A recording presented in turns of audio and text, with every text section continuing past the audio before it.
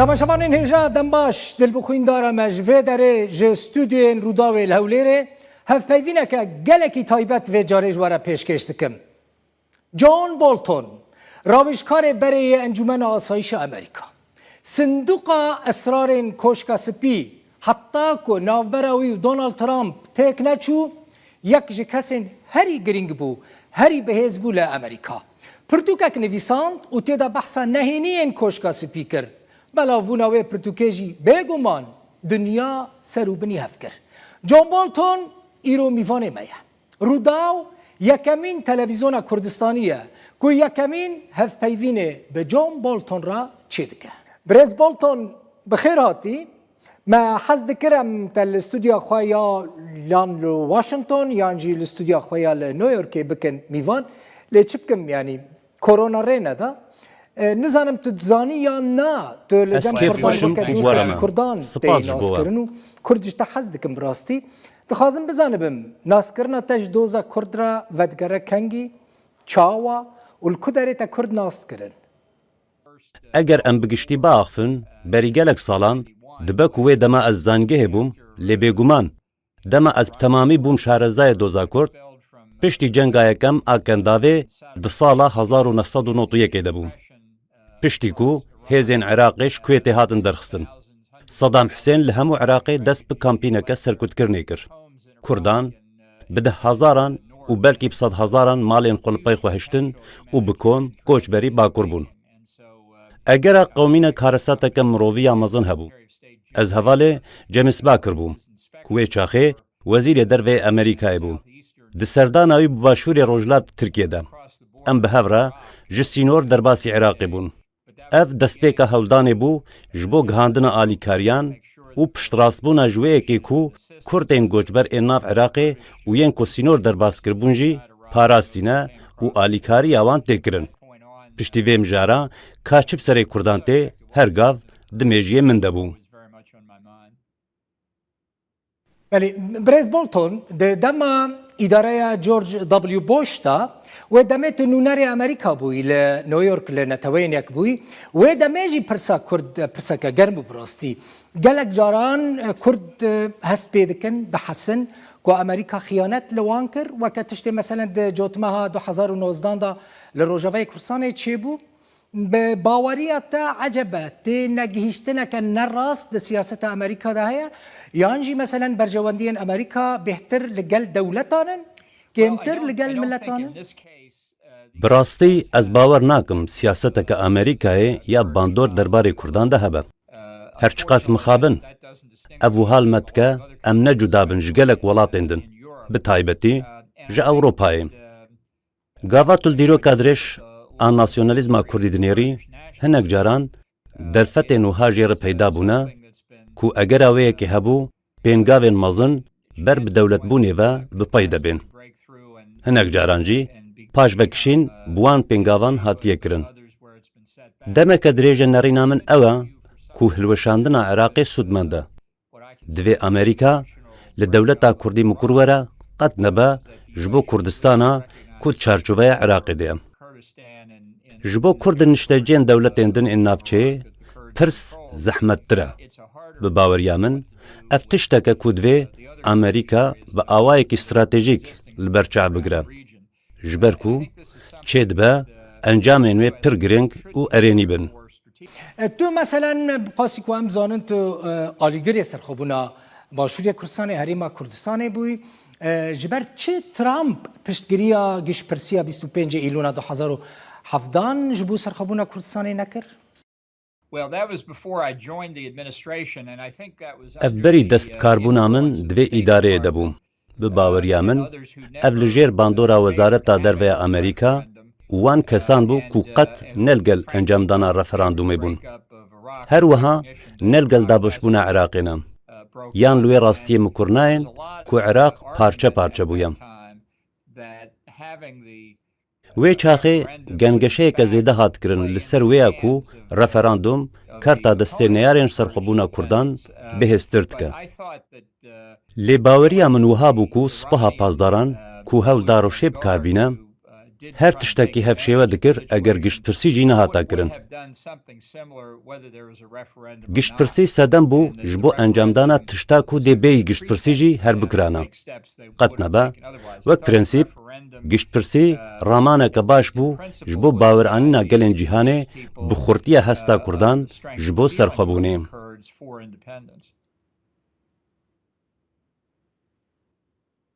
برز بولتون لێ پشتی گشتپرسیە رەفەراندۆمە سەرخۆبوونا کوردستانی مەسەلەن هێزên هەشتا شعبی بە هەفکاریە ئێرانê di 16 cotmeha 2017 da êrişî pêşmergeyan kirin li Kerkûkê û hemû cihên din yên Kurdistana Başûr. Çima Amerîka li hemberî wê êrişê bêdeng ma meselen ev pirseke serê Kurdan da maye. Bi baweriya min ji ber heman sedemên ku dijî giştpirsiyê bûn, ez ji motîfên li pişt vî karê Îraniyan û hevpeymanên wan ên Iraqî fehm nakim. Bi baweriya min, ev beşeke ji pirsgirêka hevçeperbûna li gel milîşiyayên Iraqî û hêzên leşkeriyên Îranê di hewldanên ji navbirina xilafeta Daişê de. Ji ber gava Obama dest bûyî şerî kir, bêhemd yan bêyî xwestina xwe destê Îranê li navçeyê bihêz kir. Bi baweriya min, niha encama wê wek kabûs ji me re hatiye. Bêguman, şiyanda Îranê da ku dijî Kurdên Iraqî kar bike, bi awayekî pir cidî. We demê li vir meselen pirsek tê bîra mirov, îdareya Amerîka bi awayekî giştî çawa li statuya Herêma Kurdistanê dinêre?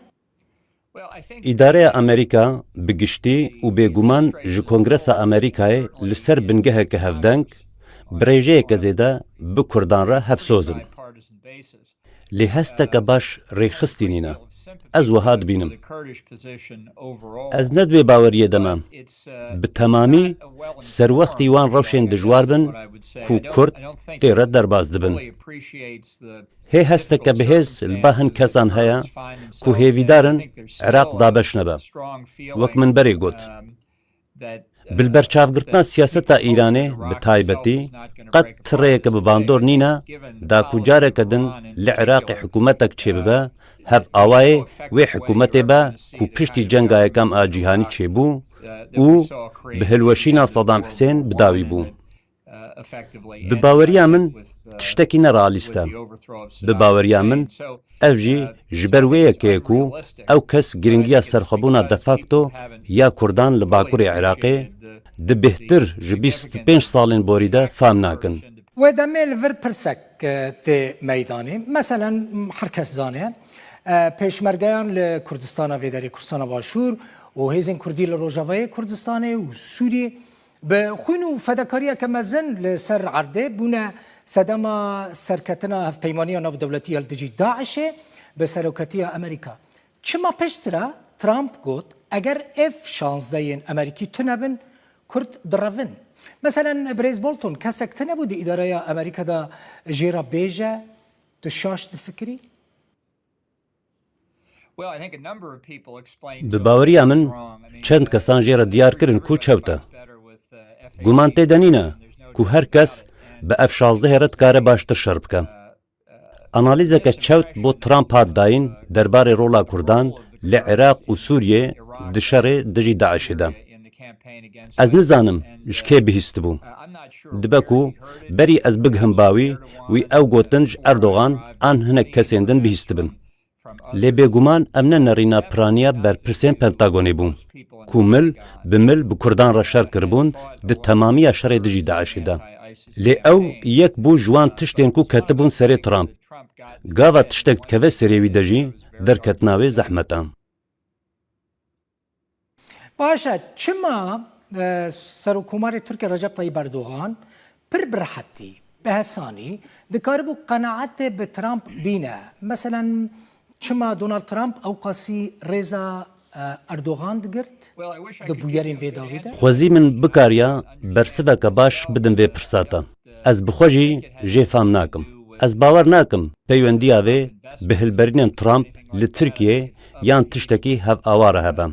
Bi baweriya min, ev karê Trump wek peywendiyên wî gel Vladimir Putin, Xi Jinping, Kim Jong-un û serkirdeyên otorîter ên din e.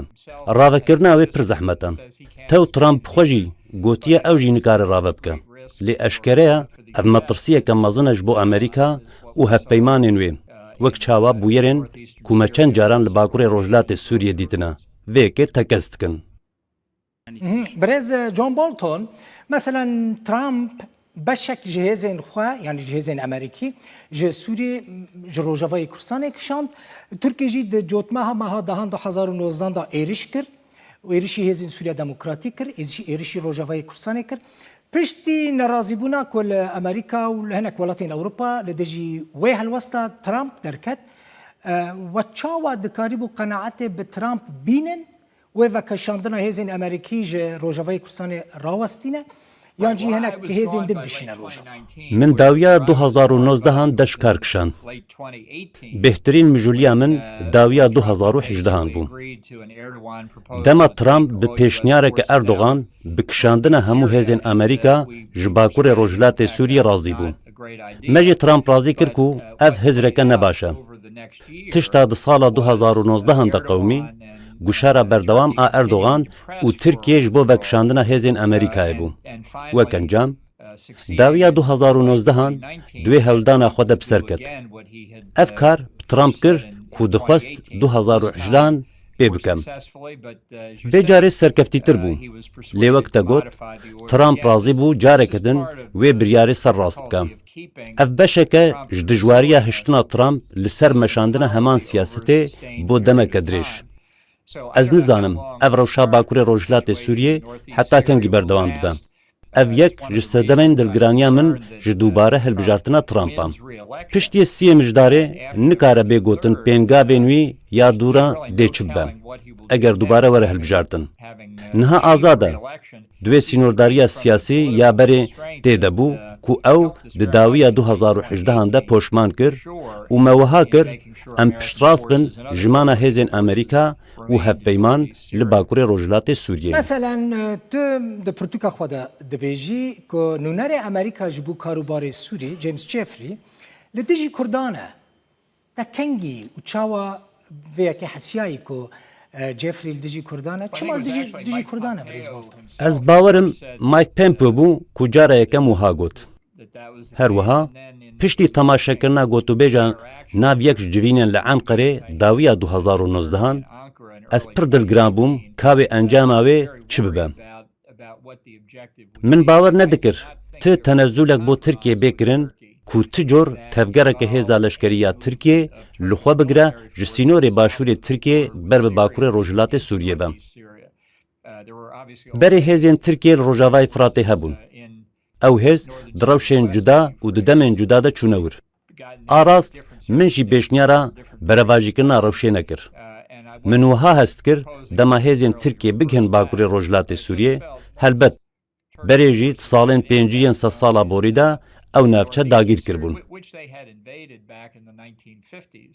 جمارا نممکن دبا ام آرامی الوی نافچه پیک بینن. هر چه قاسی به باوریا من بشک جهازین امریکا لباکور روجلات سوریه مانه. لی روش نه آرامه. تکانه تشتا کو پیوستی اما پی نبو آلوستر کرنا روشه جعالیه دیپلوماتکارین امریکی وبو. به هزراویه که کرولک آوکر آ ترکیه لوی نافچه دبا. یعنی نه ملف دوسیای سوری دست جیمز جفری ده سبب که کو جیمز جفری کردین سوری یعنی کردین دن حزنکه بنرینا من پر گرنگ کرد پیوندین خالکل وزارت دروی امریکا کنگرس و پنتاگونه بپارزن. جبر چند صدمان پشگریه که زیدتر آ کردان لوان جهان هیم. یک صدمان شر هفبش ایدجی داعشه. از باور ناکم ده صد روزین بیده تم ترسیک لسر کردان هبه. از باور ناکم بری هلبجارتنه امریکا تو گهرینه کم مزن بکم. دوی خالده ترامپ نخوازد کارکی بکه کود روژه هلبجارتنه ده پرزگریکان جیره چه بکم. به باوریا من دوی هنخوا جبو پشتی هلبجارتنا امریکای آمده بکن.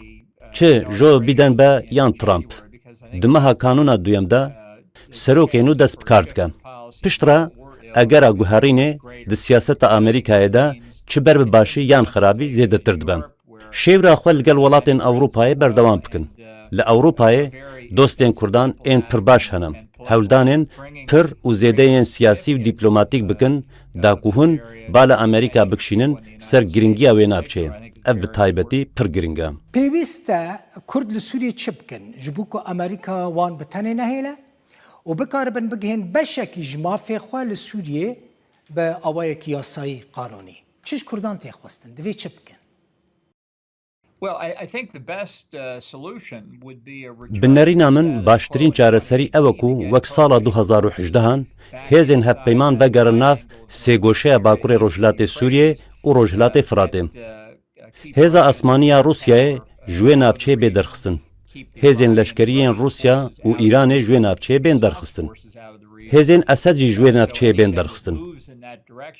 Her hewldanek bu wê arasteyê bêkirin dibe sedema aramiyeke zêdetir û peydabûna derfetên mezintir ji bo pêkanîna danûstandinên bi bandor li gel Esed. Niha Kurd di pêgiheke pir lawaz dene ji bo danûstandinên bi Esed re. Ev nabe alîkar ji bo pêkanîna baştirîn encam. Eger Esed soza sazişê jî bide, ez baweriyê pê nakim. Ez dîsa dibêjim divê Kurd gelek hewldanên dîplomatîk û siyasî bikin. Dibe ku eger Joe Biden wek serokê Amerîkayê bê hilbijartin, bikare rewşa ku di 2018 dil navçeyê hebû vegerîne. باش پرسک دوری کردان دروی کردان بکم تیم جمعیت تیم امریکا اگر دونالد ترامپ ده ویگر هلبجارتنا دا بسر نکت یعنی بسر نکوه تو ند بوی وی باوریه دایی که پرتوکاتا سببه لپشتجی دبینم The Rome where it happened یک جسده ما بکو نهیل ترامپ به جنوب به سروکی امریکا Ez bersiva vê pirsê nizanim û hêzûye ji bo ku ez Trump wek wendakirî bihesibînim. Demokratan hilbijartina 2016han li beramber Trump wenda kir. Lê ez nabêjim Trump serket. Lê bi baweriya min Hillary Clinton kampanyayeke pir xirab birêve bir. Hê nêzîka 100 rojan maya ji bo hilbijartina Amerîka û ev dem ji bo siyaseta Amerîkayê pir dirêj e. Kitêba min derbarê karê Trump wek serok da xwînerên wê yên zêde hebûn. Xelk dikarin wê bixwînin û bi xwe encaman jê derxin. باشه پرسک درباره ایران ده بریز بولتون بریاره کشتن قاسم سلیمانی لگور نریناته بریاره که راست بو ده جهده بو Yes, I do. I mean, this was a very important. Erê, ew fermendarekî pir giring ê Spaha Pazdaran û Hêza Qudsê bû. Zerareke mezin gihand Amerîka û leşkerên artêşa Amerîka û hevpeymanan di demeke dûr û dirêj de. Qasım Süleymanî kilîta hewldanên Îranê ji bo bidestxistina bandorê li hemû rojhilata navîn bû. Her wiha kesekî giring yê wê hikûmetê bû ku piştîvana terorê ye û ew bi xwe jî serokê rêxistineke terorîst bû. Amerîka ew rêxistin wek terorîst nasandiye. Lewma bi nerîna min ev karekî rast bû. Ez avêtina pêngavê din jî li dijî Spaha Pazdaran xirab nabînim. Bi baweriya min yek ji tiştên ku divê em li Îranê hewldanê jê re bikin hilweşandina rejîmê ye. Yek ji rêyên vî karî jî şikandin û têkbirina Spaha Pazdaran e. Çê dibe ev bibe sedema rahejandin û zêdetirkirina nearamiya ku li Îranê heye. Piştîvaniya cemawerî ya rejîma Îranê nîne. Divê hilweşandina Ayetullah û vegerandina hikûmetê ji xelkê re beşek ji siyaseta Amerîkayê be. ترامپ سروکی امریکا دونالد ترامپ براستی دو خست رژیما ایران بگوهره مثلا دما کت ده اداره دونالد ترامپ دا بوی راوشکاری انجمن آسایش امریکا بوی Na, bi baweriya min ev yek ji pirzgirêkan e. Bi nerîna min vekişîna ji peymana atomî ya Îranê karekî rast bû. Trump di hilbijartina 2016 de propaganda jê re kir. Lê demeke zêde neçû heta wek encam di 2018 de ji peymanê vekişiye. Ez kêfxweşim gu destê min jî duê biryara wî de hebû. Lê ez bawer nakim gu ev qas bes be. Ez bawer nakim ku Ayetullah amajeyeke tenê jî şandibin ku nîşan bide biryareke stratejîk ji bo destberdana çekên atomî dane. Ez bawer nakim dest jêber dijî. Duê baweriyê dene ku hebûna şiyana atomî dêwan di desthilatê de bihêle. ev jî sedemeke sereke ye ku bi nêrîna min pêwîst e ji desthilatê bên dûrxistin û hikûmetek bê pêkanîn ku dest ştekên atomî berde. برز بالتون gelekî spas ku tu bûyî mîvanê min hêvî dikim rojekê te li Hewlêrê bibînim li stûdyoyê Rûdaw te bikim mîvan spas ku te dema xwe dame gelekî spas John Bolton rawîjkarê berê Encûmena Well, thank you very Asayişa much for having me. Spas ji bo mêvandariya we. Belê temaşevanê nêja gelekî spas ku we heta vê saetê li me temaşe kir hêvî dikim hevpeyvîneke bi dilê we min ji we re pêşkêş kiribe heta hevpeyvîneke din her du xweşî de xatirê we.